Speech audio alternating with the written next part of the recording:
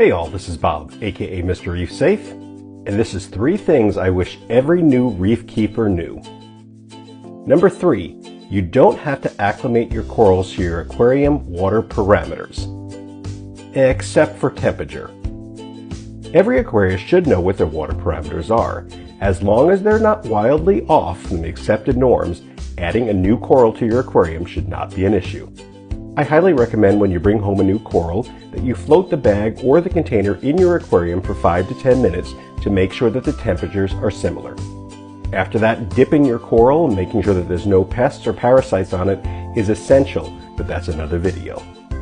Number 2, buy the right equipment you want or need the first time and save money in the long run. This concept is pretty simple, but yet so many people miss it.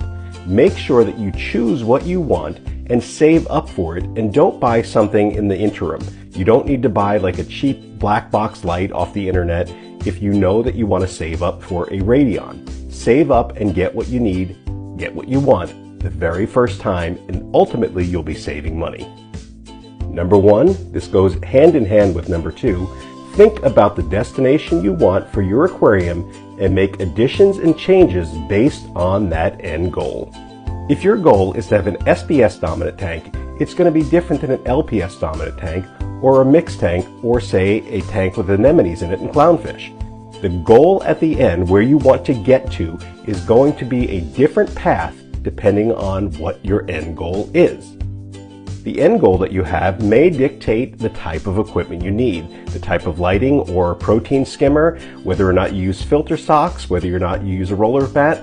It all is going to depend on what your end goal is. Plan it out ahead of time. That does not mean that you can't make adjustments as you go along, but you want to know what your destination is. If you're planning on going to vacation from Florida to California, there's more than one route to get there. You want to choose the route that you are going to enjoy the most. Just like an aquarium, whatever your end goal is, make sure you plan for it ahead of time and make sure that you're flexible enough to know when you need to make changes.